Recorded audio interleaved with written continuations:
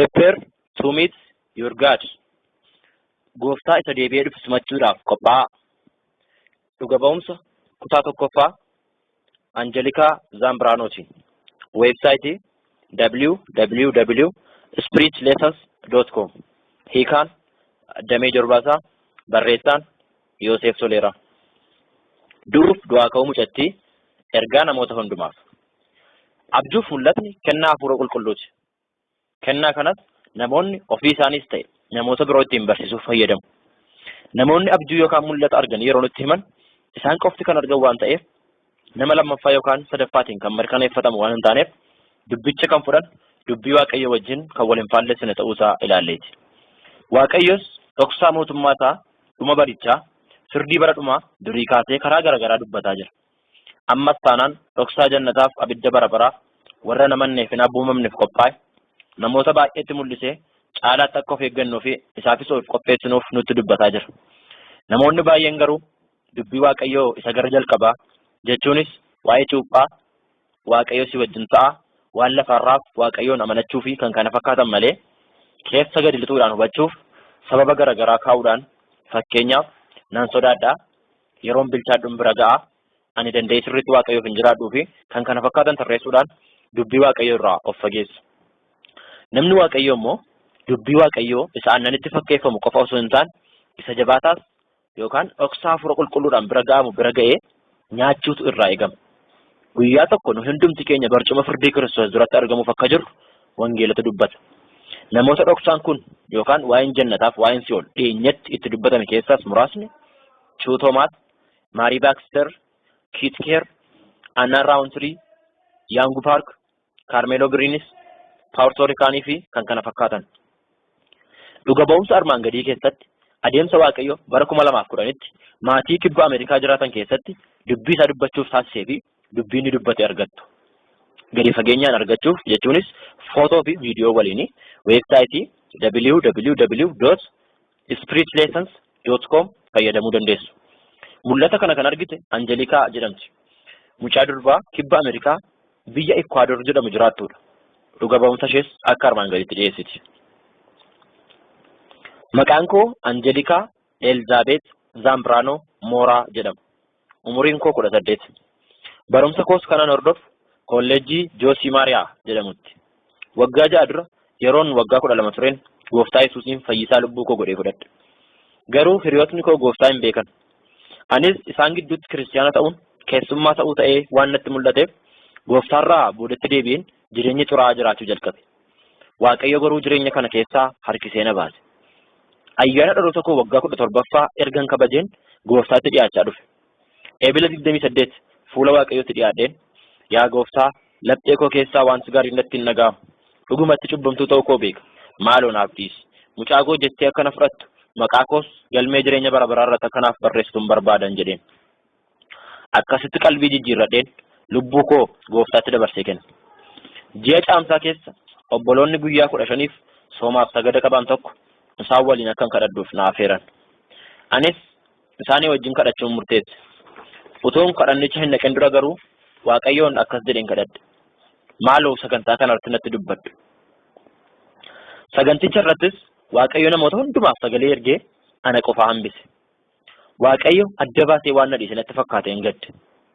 Maaloo na wajjin yoo taate mallattoo naaf kennin jedheen. Innis Ermiyaas 33:3 guutummaa isaa mul'atatti natti argisiise. Na kadhadhu ani siif nan dhagaa wanta guddaatti qortee bira ga'uu hin dandeenyes sitti nan hima kan jedhu ture. Anis dubbii kanatti yaaduuttan ka'e. Na kadhadhu wanta guddaatti qortee bira hin geenye. Kana jechuunsaa jannataaf si'ooliin ansi argisiisa naan jechuusaati jedhee yaa Waaqayyo jannata malee si'ooliin arguu hin barbaadu. Sababni isaas si'ool bakka sodaachisaaf jibbisiisaa ta'uusaa dhaga'eeran jedheen. Takka immoo itti yaadeen jaalala kee yoo ta'e waanuma feete na argisiisi. Garuu dursitee jireenya koo akkanaaf jijjiirtuun barbaadan jedheen. Soomaaf sagada sana yeroo xumurres Gooftaa wajjin deemu hamman dadhabutti qoramsi baay'een na mudate. Garuu Waaqayyo humna naaf kenne. Sagalee isaas dhaga'uun eegale. Ji'a sana guutuus kadhataan an dabarse. Ji'a gayyaa keessa immoo namni Waaqayyo tokko mana keenya dhufe Waaqayyo si haa eebbisu. Waaqayyo biraa sagalee siif fideen dhufe.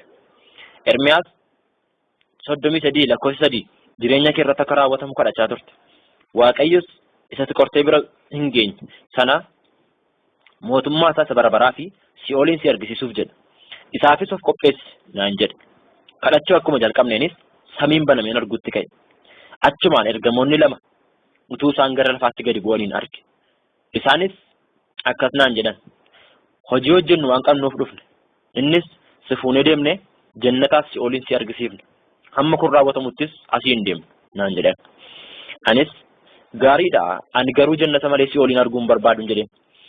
Fuula isaanii irraa gammachuudhaan sakaan seeqan irraa kan hafe gaaffii koof deebi'uutu naaf hin deebisin calluma jedhan. Maal isaan qofa kanan jaalladhu hiriyaa garaa koo, jajjabeessaa koo, hubannaa isaatiin daangaa isa hin qabne, si'a tokkotti bakka hundumaatti isa argamu, gooftaa hafuura qulqulluus arguuttan ka'e. Eenyummaa isaa dubbii namaatiin ibsuun baay'ee ulfaataadha.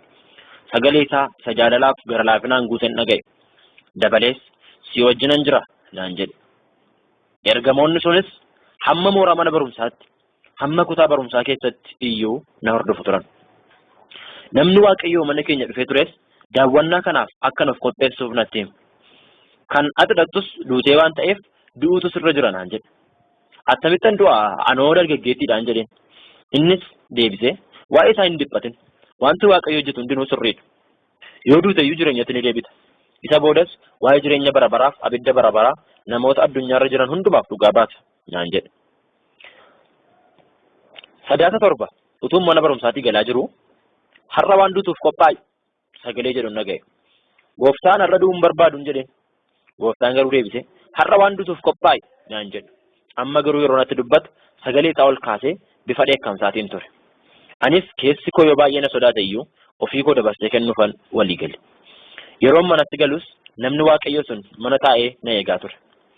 Innis har'a sa'aatii 10tti gooftaa waan fudhatuuf qophoofteettaa naan jedhe.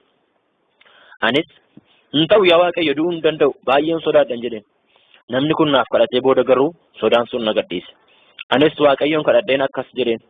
Yaa gooftaa jaalala kee raawwachuun barbaada. Ati sobuuf nama miti. Si dhabuurra yoo achitti na hambiste natti tola. Jaalala kee yoo raawwadhe garuu na deebisi. Namootattis lallabee qalbii akkan jijjiirrachiisuuf na gargaarin jedheen. Sa'aatiin 10tti yommuu dhiyaates namni Waaqayyo sun akka isaan dibata qaama koo hundumaa na dibaniif harmee koo fi obboleettii waldaatti beeknu tokko ajaje. Utuu isaan na dibaa jiranis naannoo kootti waan akka fuullee yookaan mastaawotii wayii kan fakkaatu dhagna koo hundumaa utuu haguuguu natti dhaga'ame. Maaliin akka haguugamee fi akkamitti akka haguugame ibsuun na rakkisa. Waan akka sibiila natti fakkaata. Kana booda na tuquuf yaalanii hin dandeenye. Kadhata kana keessas qilleensatu na hanqachaa dhufe. Dhumarrattis hafuura baafachuun dhaabe. Naannoo garaa kootii fi laphee kootiitti miira dhukkubbiitu natti dhaga'ame. Kana booda Waaqayyo waan hin jedhe yoo jiraate yaa gooftaa maaloo humna naaf kenni. Jabinas naaf ta'i. Waan tokko iyyuu danda'an jiru hin jedheen. Ija koo uumamaatiin utuu hin taane ija koo hafuuraatiin yeroon ol ilaalu samiin banameen arge. Akka duraanii 2 yookaan 10 kan ta'an utuu hin taane ergamoota miliyoonotatti lakkaa'amaniin arge. Gidduu isaaniitiis ifa aduurra si'a baay'ee guddaa kan ibsu utuu dhaabatuun arge. Gooftaan samiirraa gadi bu'aa ture. Dhagni koos du'eera. Inniif ergamoonni sun natti dhiyaachaa yeroo deeman Anjelikaa ishee duraanii akka hin taane natti beekama. Akka tasaas sagalee gooftaa isa jaalalaan guuteen dhaga'e. Mucaa koo ani Waaqayyo gooftaan kee si wajjin waan hin jiruuf hin sodaatin. As kanan dhufeef waanan waadaa siif seene hundumaa si argisiisuufi. Ka'ii harka kee mirgaa qabee hin sodaatin kan sin jedhu ana Waaqayyo keeti sin gargaara naan jedhe. Dhagna yookaan qaama koo isa foonii lafatti ilaalaan bakka hin jiru ol ka'ee dhaabadhe. Deemsa koos yeroon jalqabu ergamootni karaa naaf qopheessu turan. Ifa humnaan balaqqeessa'u ilaaluu yeroon jalqabe nagaan argadhe. Ifichas xiyyeeffadhe yeroon ilaalu nama bareedaa, dheeraa, simboo qabeessa, ulfinaan kan miidhage, taayitaaf humna olaanaa kan qabuun arge. Ifi guddaan isa keessaa waan ba'uuf fuula isaa sirriitti ilaaluu hin dandeenye. Garuu rifeensa isaa isa akka warqee calaqqisuu fi qoma isaa irrattis hidhata warqee irraa tolfame isarrattis mootii moototaa gooftaa gooftotaa barreeffama jedhu kan ofirraa qabu fi uffata adii inni uffatee jiruun arge. Gara miilla isaa yeroon ilaalu immoo kophee ifu kan warqee irraa tolfame uffatee ture. Harka isaa gara kootti yommuu ni diriirsu nan qabe. Gooftaa maaltu ta'aa jiran jedheen si'oolii nan si argisiisuufi. Dabalees waaqa dhugaa ta'uu koo fi ulfina koos ni argite. Isa booda foon keetti deebitee kan barreeffame hunduu dhugaa ta'uu isaa jechuunis jireenyi bara baraaf abiddi bara baraa akka inni jiru namoota hundumaaf dhugaa baata. Kanaaf akka qophaa'an itti dubbattaatii hin sodaatu.